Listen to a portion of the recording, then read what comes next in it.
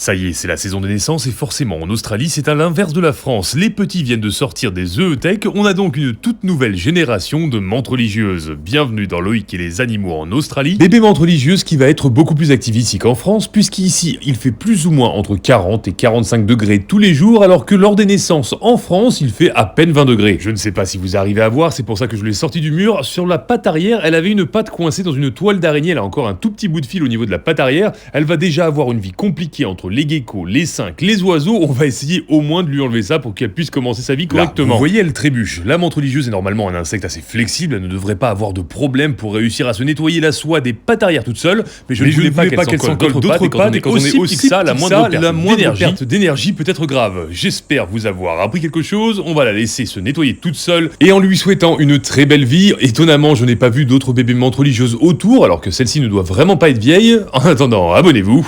Ciao, bisous.